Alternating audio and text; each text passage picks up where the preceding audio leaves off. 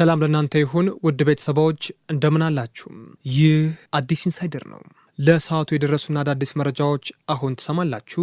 በቅድሚያም ርዕስቱን አስታውቃችሁ ፕሮፌሰር ብርሃኑ ነጋ ለዘመነ ካሴ መልእክቱ ላክም። እነ ብርሃኑ ነጋ ያፈሩትን እነ ዘመነ ካሴ የመሩትን የአማራ ብሔርተኝነት አማራን የነጻነቱ አፋፍ ላይ እንዳደረሰው እየታየ ነው። ግን መሳኪያው መቼ ሆን የሚል ጥያቄም የትምህርት ሚኒስትሩ የቀድሞ የግንቦት ሰባት የኢዜማው መሪ ፕሮፌሰር ብርሃኑ ነጋ ተናግረዋል። መረጃውን በስፋት የምናደርሳችሁ ነው የሚሆነው። በሌላ በኩል የኤርትራ ፕሬዚዳንት ኢሳያስ አፈወርቂ እንዲሁም የፖለቲከኛ ጀዋር መሐመድ ሰጣ ገባ ብዙ ያስባለ ይገኛል። የኤርትራ ፕሬዚዳንት ኢሳያስ አፈወርቂ በ34ኛው የኤርትራ ነጻነት በዓል ላይ ባደረጉት ንግግርም በኢትዮጵያ መንግስት ላይ ጠንካራ ትችት መሰንዘራቸው ይታወሳል። ይህን አስመልክቶ ፖለቲከኛ ጀዋር መሐመድ ለኢሳያስ አፈወርቂ መልስ የሰጠ ሲሆንም የኤርትራው ፕሬዚዳንት ኢሳያስ አፈወርቂ ትላንት ያደረጉት ንግግርን ትርጉም ማዳመጡን በመግለጽ የጀመረው ጀዋር በሁለት ቁልፍ ነጥቦች ላይ አስተያየት መስጠት ፈልጋለሁ ሲል ተናግሯል። በየትኞቹ ሀሳቦች ላይ ነው? መረጃው በስፋት የሚደመጥ ነው የሚሆነው። በሌላ በኩል ራስን ማጥፋት በጣም እየበዛ መሆኑ ተገለጸም። በአማራ ክልል ባለፉት 9 ወራት ውስጥ 176 ሰዎች ራሳቸውን ማጥፋታቸውን የፈለገ ህይወት አጠቃላይ ስፔሻላይዝድ ሆስፒታል አስታውቋል። በሆስፒታሉ የድንገተኛ ክፍል ሐኪም ዶክተር ጓዴው የተዋበ እንደገለጹትም ራሳቸውን የሚያጠፉ ወጣቶች ቁጥር ከጊዜ ወደ ጊዜ እየተበራከተ መጥቷል ብለዋል። እናስደምጣችኋለን። በኢትዮጵያ በኤምፖክስ ቫይረስ የተያዘ ሰው መገኘቱ ከተገለጸ በኋላ ብዙ ስጋቶች የተፈጠሩ መሆኑን መረጃዎች ጠቁሟል። በኦሮሚያ ክልል ሞያሌ ከተማ አስተዳደር በኤምፖክስ ቫይረስ የተያዘ ሰው መገኘቱን የጤና ሚኒስቴር መግለጹ ይታወሳል። ስጋቶቹስ ምንድን ናቸው? ትሰሙታላችሁ። ወደ አሜሪካ ተጉዘን ደግሞ ዶናልድ ትራምፕ እንመለከታለን። ዶናልድ ትራምፕ ቭላዲሚር ፑቲን እብድ ሲሉ ዘልፏቸዋል። ትሰሙታላችሁ። ውድ የቻናላችን ተከታታዮች ቻናላችንን ላይክ፣ ሼር፣ ሰብስክራይብ ያድርጉ። ለአዲስ ኢንሳይደር አዲስ የሆናችሁ ደግሞ ሰብስክራይብ እያደረጋችሁ ቤተሰብ ይሁኑም። ወደ ቀዳሚ መረጃ ማለፍን ፕሮፌሰር ብርሃኑ ነጋ ለዘመነ ካሴ መልእክት ልኳል። የአማራ ብሔርተኝነትን አፍሬው በሚል ንግግር ያደረገው ፕሮፌሰር ብርሃኑ ነጋ እኔ ብርሃኑ ነጋ የፈራሁትና ዘመነ ካሴ እየመራ ያለውን የአማራ ብሔርተኝነት አማራን የነጻነቱ አፋፍ ላይ እያደረሰው እየታየ ነው ብሏል። በንግግሩም አማራ በሺህ ዘመናት ታሪኩ ብሔር ለይቶ ያልጠበበ በረጅም የመሪነት ዘመኑም ማንነትን ለይቶ ያልበደለ በሀገረ መስረት ሂደት ላይም ማንንም ያልገፋ ትልቅ አዝመሆኑ የኋላ ማንነቱ ምስክሩ ነው ብሏል። ሀገርና ንጹህ ያቆመው የታላቅ ህዝብ ላለፉት 10 ዓመታት ሲገፋ፣ ሲበደል፣ ሲሰደድ ለምጣዱ ሲባል እያለም ኢትዮጵያን አስቀድሞ የከፋ መስዋዕትነት መቀበሉ ፀሐይ ሞቆ ሀቅ ነው ብሏል። ታዲያ ለዚህ መገፋትና መሳደድ ብቸኛውን መፍትሄ መደራጀት ነው ያለ የቁርጥ ቀን ልጆች በየዘመኑ ታይቷልም ተብሏል። ለአብነትም ከፕሮፌሰር አስራት ወልደየስ እስከ ጀነራል አሳምነው ጽጌ በመከራዎች ውስጥ የበቀሉ መስዋዕቶች ናቸውም ተብሏል። አማራው ኢትዮጵያን በማለቱ አማራነቱን ሁለተኛ ጉዳይ ማድረጉም የተከፈሉ መስዋዕትነቶች ተናግረው ያልቁም ሲልም ተናግሯል። ይህ ህዝብ ተሳዷል፣ ተገድሏልም ተብሏል። በዚህ የሚሰዉ ለሚታገሉ ሰዎች ከ6 ዓመት በኋላ ተፈጥሯልም ተብሏል። ይህ አማራ ነኝ የሚለው በሚያሸማቀቅበትና በጣም በሚያስገድልበት ሰዓትም ሰው እየበዛ ይገኛል። ታዲያ ይህን ተከትሎ ለዘመነ ካሴ ንግግር ያደረገው ፕሮፌሰር ብርሃኑ ነጋ አዎ ትግሉን እየመራ ያለው ሰው በስር የነበረ ሰው ነው አውቃለሁ፣ ምን ያህል ቆራጥ እንደሆነ አውቃለሁ፣ ግን ደግሞ ይህ ያስጠጓል የሚለውን ምና ይሆናል ብሏል። ሰላማዊ መንገድ፣ ሰላማዊ ትግል ከምንም ለማንም የማይሰጥ ጉዳይ ነው ሲልም ፕሮፌሰር ብርሃኑ ነጋ ተናግሯል። በሌላ መረጃም የባህር በር ለማግኘት የኢትዮጵያ መንግስት የጦር መሳሪያ ግዢና የወታደራዊ ዝግጅት ላይ ነው ሲል የኤርትራው ፕሬዚዳንት ኢሳያስ አፈወርቂ መናገሩን ተከትሎ ፖለቲከኛ ጀዋር መሐመድ ምላሽ ሰጥቷል። ከሰሞኑ የኤርትራው ፕሬዚዳንት ኢሳያስ አፈወርቂ በ34ኛው የኤርትራ ነጻነት በዓል ላይ ባደረጉ ንግግርም በኢትዮጵያ መንግስት ላይ ጠንካራ ትችት ሰንዝረዋል። የውሃ ጉዳይ፣ አባይና ቀይ ባህር፣ የባህር በር ማግኘት፣ የኦሮሞን ህዝብ የማይወክል የኦሮሞ ማሳሰብ፣ የኩሽና የሲም ግጭት፣ የአፋር ህዝብና መሬትን ለዚህ አጀንዳ መጠቀም እንዲሁም ጦርነት በሰፊ መቀስቀስ ነው በማለት ከሷል።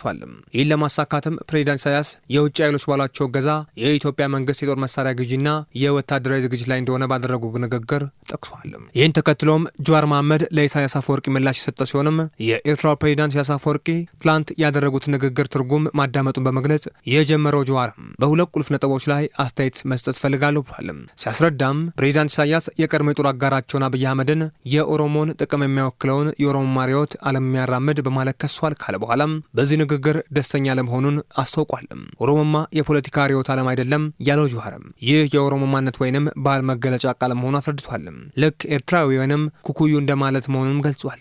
ቢሆንም ፕሬዚዳንት ኢሳያስ ከ7 ዓመት በኋላ አብይ የኦሮሞን እሴት እንደማይወክል በማመናቸው ደስተኛ መሆኑን አስታውቋል። ለ10 ዓመታት ከኤርትራ ጋር ሲሰሩ የነበሩት የኦሮሞ ፖለቲካ መሪዎች ጨምሮ የኦሮሞ ምሁራን፣ የተከበሩ የአገር ሽማግሌዎችም ለዲሞክራሲያዊ ሽግግር አብይን ሲደግፉ መቆየታቸውን የጠቀሰው ጀዋር ይሁንና ቤተ መንግስት ውስጥ ከገባ በኋላ ግን እነዚህን ገለል እንዳደረጋቸው አስረድቷል። በኤርትራና በኢትዮጵያ መካከል የተፈጠረው ይህ አጭር ጊዜ ትብብር ዘለቄታዊ ሊኖረው እንዳልቻለ የጠቀሰው ጀዋርም እንደዚህ አይነት አጭር ጊዜ ገደብ ያላቸው ስሌቶችም በሁለቱ ሀገራት መካከል መደገም እንደሌለበት አሳስቧል። የፕሬዚዳንት ኢሳያስ የትላንቱ ንግግርም በሁለቱ ሀገራት መካከል ያለው ውጥረትን መካረሩን እንዲያሳይ ጠቁሞም በአፍሪካ ቀንድ ሌላ አውዳሚ ጦርነት ከመምጣቱ በፊት የሚመለከታቸው አካላት ይህን አደገኛ አካሄድ ለማስቆም አስቸኳይ እርምጃ መውሰድ አለባቸው ብሏል። በሌላ መረጃም የራስን ማጥፋት ዘገባዎች እንመለከታለን። በአማራ ክልል ባለፉት 9 ወራት ውስጥ ደግሞ 176 ሰዎች ራሳቸውን ማጥፋታቸውን የፈለገ ሕይወት አጠቃላይ ስፔሻላይዝ ሆስፒታል አስታወቀም። በሆስፒታሉ የድንገተኛ ክፍል ሐኪም ዶክተር ጓዴ ተዋበም ሚዲያችን በሰጡት ቃለም ራሳቸውን የሚያጠፉ ወጣቶች ቁጥር ከጊዜ ወደ ጊዜ ተበራከተ መጥቷል ብሏል። በየቀኑ አንድ ራሱን የሚያጠፋ ወጣት ወደ ሆስፒታል ይመጣል ያሉት ዶክተር ጓዴም በአብዛኛው ለበረሮና ለአይጥ ማጥፊያ ተብሎ የሚሸጠውን ሜታሎፋይድ ተብሎ የሚጠራውን ጸረ ተባይ መድኃኒት ነው የሚወስዱ ብሏል። በ9 ወራት ውስጥ ደግሞ 176 ያህል ወጣቶች ራሳቸውን ያጠፉ የሚናገሩት ዶክተር ጓዴም አብዛኛው ከ15 እስከ 30 ዓመት የዕድሜ ክልል የሚገኙ ወጣቶች እንደሆኑም ገልጸዋል። ተጎጂዎች ራሳቸውን ማጥፋታቸውን በምርመራ ነው የሚገኙ ያለ ሲሆን በተጨማሪም ከቤተሰቦቻቸው የሚገኘው መረጃ እንደሚያመለክተው በራሳቸው ላይ አደጋውን ከመፍጠራቸው በፊት ይናገሩት የነበረው ቃል እንዲሁም መድኃኒቱን ከወሰዱ በኋላ ካጠገባቸው የሚገኘውን የመድኃኒት መያዣ ራሳቸው ለማጥፋት ማረጋገጫ ነው ብሏል። ከዚህ ባለፈም መድኃኒቱን ከወሰዱ በኋላም በፍጥነት ወደ ሕክምና ተቋም መጥተው የተረፉ ወጣቶችም ቃለመጠየቅ ሲደረግላቸው ራሳቸው ለማጥፋት ያነሳሳቸው ከቤተሰብና ከፍቅር ጓደኛ ጋር የሚደረግ ጊዜያዊ ግጭት እንዲሁም ኑሮ መረረን የሚሉ ምክንያቶች እንደሚሰጡም ዶክተር ጓዴ ተናግረዋል። በተለይ የጸረ ተባይ ተዋሲያን ማጥፊያ መድኃኒቶች ከተፈለጉ ዓላማ ውጭ እየዋሉ ስለሆነ ገበያ ላይ በስፋት እንዳይገኙ ጥብቅ ቁጥጥር መደረግ አለበት ሲልም ማሳሰቢያ ሰጥቷል። በሌላ መረጃም በኢትዮጵያ በኤምፖክስ ቫይረስ የተያዘ ሰው መገኘቱ ተከትሎም ስጋቶች ተፈጥረዋል። በኦሮሚያ ክልል ሞያሌ ከተማ አስተዳደር በኤምፖክስ ቫይረስ የተያዘ ሰው መገኘቱን የጤና ሚኒስቴርና የኢትዮጵያ ሕብረተሰብ ጤና ኢንስቲትዩት አረጋግጠናል ሲሉ ትላንት ግንቦት 17 2017 ዓ.ም በወጡ መግለጫ አስታውቋል። ቫይረሱ እንደተገኘ የተረጋገጠው የ27 ቀን ዕድሜ ያለው ሕፃን መሆኑን የጠቆሙ ተቋሙም እናቱም በተደረገው ቀጣይ ምርመራ ለቫይረሱ እንደተጋለጠች ለማረጋገጥ ተችሏልም ብሏል። የሕፃኑ አባትም ወደ ጎረቤት ሀገር ሄዶ የነበረ መሆኑ መታወቁና የሄደባቸውን አካባቢዎች እንዲሁም ከግለሰቡ ጋር የቅርብ ንክክ የነበራቸው ግለሰቦችን የመለየትና ክትትል የማድረግ ስራ መጀመሩን ጠቁሟል። ታማሚው ሕፃንና እናቱ አስቀድሞ በተዘጋጀው የለይቶ ማከሚያ ተገቢውን የሕክምና ክትትል የተደረገላቸው መሆኑን ያስታወቀው መግለጫው እስካሁን ባለው ሁኔታ የከፋ የጤና እክል እንዳልገጠማቸውም አመላክቷል። የጤና ሚኒስቴር በሽታው በአህጉራችን ከተከሰተበት ወቅት ጀምሮ ወደ ሀገር ውስጥ እንዳይገባና ከገባም ጉዳቱ ሳይከፋ በቁጥጥር ውስጥ ለማድረግ እንዲቻል በርካታ ስራዎች ሲከናወኑ መቆየታቸውን አስታውሷል። ለዚሁ በሽታ መከላከል ሲባልም በኢትዮጵያ የህብረተሰብ ጤና ኢንስቲትዩት ውስጥ የድንገተኛ አደጋዎች ማስተባበሪያ ማዕከል ተቋቁሞ እየሰራ እንደሚገኝ ጠቁሟል። የፒኤክስ በሽታ ቫይረሱ ካለባቸው ግለሰቦች ጋር ንክክ ያለው ሰው የሚታይበት ምልክቶችም ሽፍታ፣ ሳል፣ ትኩሳት፣ የራስ ምታት፣ ድካምና የጀርባ ህመም መሆናቸው ተገልጿል። በመጨረሻም ወደ ዶናልድ ትራምፕ እናልፋለን። ዶናልድ ትራምፕ ቭላዲሚር ፑቲንን እብድ ሲሉ ዘልፏቸዋል። ሩሲያ በዩክሬን ላይ ከባድ የአየር ጥቃት መፈጸሟን ተከትሎ የአሜሪካው ፕሬዚዳንት ዶናልድ ትራምፕ አቻቸውን እብድ ሲሉ ዘልፏል። ትራምፕ ደስተኛ እንዳልሆኑና ጠንከር ባለና ባልተለመደ ተግዛዝ ፑቲን የምነካው ብዙ ሰዎችን የገደለ ነው ብለዋል። በኋላም ፑቲን ፍጹም እብድ በማለት ወርፏቸዋል። የዩክሬኑ ፕሬዚዳንት ቮሎዲሚር ዜሌንስኪ በኩላቸው ሩሲያ በምትፈጽማቸው ጥቃቶች ላይ የአሜሪካ ዝምታ ፑቲንን እያበረታ ነው ሲሉ ቀደም ብሎ ተናግረውም ነበር። በሩሲያ ላይ ከበድ ያሉ ማዕቀቦችን ጨምሮ ጠንካራ ጫና እንዲደረግባትም አሳስበዋል። ውድ የቻናላችን ተከታታዮች ቻናላችንን ላይክ፣ ሼር፣ ሰብስክራይብ ያድርጉ። ለአዲስ ኢንሳይደር አዲስ የሆናችሁ ደግሞ ቻናሉን ሰብስክራይብ እያደረጋችሁ ቤተሰብ ይሁኑ።